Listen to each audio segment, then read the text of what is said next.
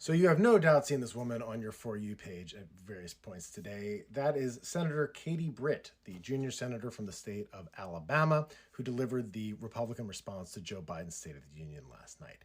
It was weird, but the part that was the weirdest for me, the part that was the most off, was this. When I took office, I took a different approach. I traveled to the Del Rio sector of Texas. That's where I spoke to a woman who shared her story with me. She had been sex trafficked by the cartels starting at the age of 12. So I immediately had questions. Who was this woman? How did she meet her? How did she get her to tell her this story? Also, she seems to be describing something that had happened over the process of years. She said that it started when this woman was 12, and she says that she's a woman now, so it seems that some time has passed. How much of this happened on the border? What country did it happen in? Did it happen before Joe Biden was president?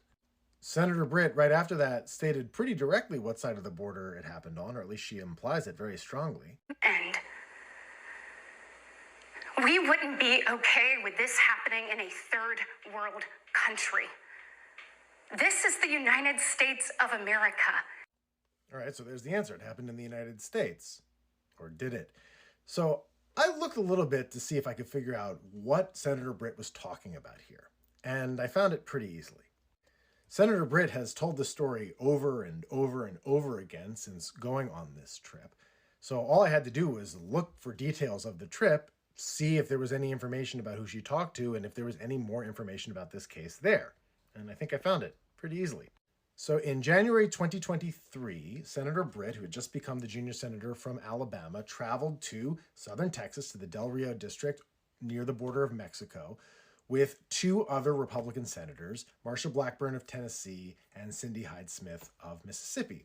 And Senator Blackburn had all of the information about it on her website, her senatorial website. During this trip, among other scheduled visits, the senators had what they described as a round table, although you can see it's not a round table, it's a long table on which they are sitting on one side of it. It's a press conference. They were there with a Fox News contributor, Sarah Carter, who often does sort of the xenophobic anti-immigration coverage, as well as a Mexican congresswoman who's become an anti-human trafficking activist, as well as this woman, who the senators identify as Carla Jacinto Romero. All I had to do was click on Carla Jacinto Romero's name, that hyperlink, on Senator Blackburn's page, and it took me to this. This is Carla Jacinto Romero's testimony to Congress from 2015 about her experiences in Mexico. And if you scroll down, you see it took place between 2004 and 2008. Now, I don't know what they put in the textbooks in Alabama these days, but Joe Biden wasn't the president of the United States in 2004 or 2008. He wasn't even the vice president of the United States. That wouldn't happen until 2009. In 2004 to 2008, the president of the United States was George W. Bush. Vice president was Dick Cheney. And none of that really matters here because these events didn't happen in the United States. These crimes didn't take place in the United States or even near the border. They took place in Mexico, in Guadalajara, in Mexico City, and other parts of Mexico.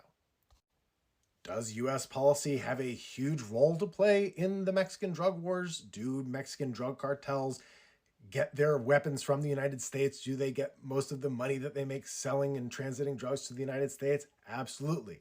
But this didn't happen when Joe Biden was president. It happened 20 years ago when George W. Bush, a Republican, was president. And Jacinto Romero didn't share her story with Senator Britt. Britt tells it like she's like sitting by the banks of the Rio Grande, like holding her hand, like getting her to tell her the story that she won't tell anyone else. I mean, that's sort of the affect that you get watching that video, right? This is a professional activist. I mean, I'm sure she went through the things that she went through. I'm not discounting that at all. And she's clearly a very brave person who has overcome a lot in her life. But she tells this story in public. This is her testifying in front of Congress in 2015, 9 years ago, almost a decade ago. This is what she does. She goes around and tells people this story. And she did it for the senators in January 2023.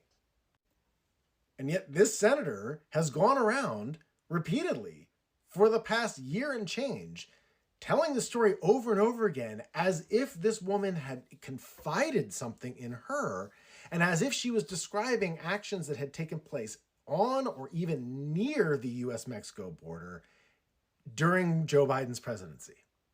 I don't even know what to say except that is just fundamentally dishonest. It goes beyond misleading. She said it in the piece of the video that you saw before. She says, we wouldn't accept these things if they happened in a third world country. Well, they did.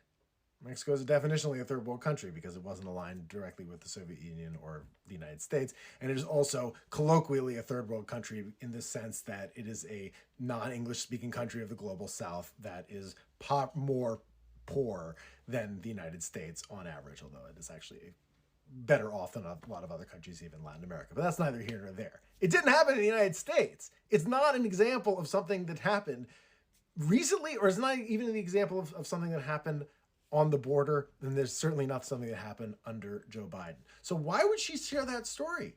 It seems very clear to me that what she's trying to do is she's trying to create an association in people's minds between Joe Biden, the border, Mexicans, Latin, people of Latin descent, something like that, and sexual violence.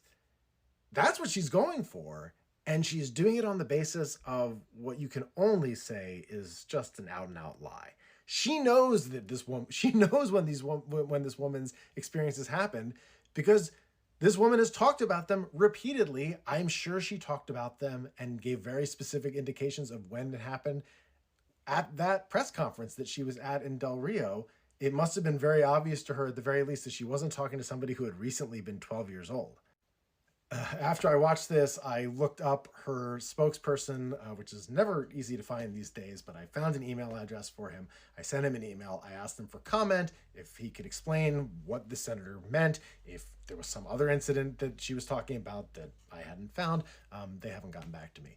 If they do, I will update then. But for now, it just looks like she just got on national television and lied about something really horrific and really important, and for her own personal and her party's political gain.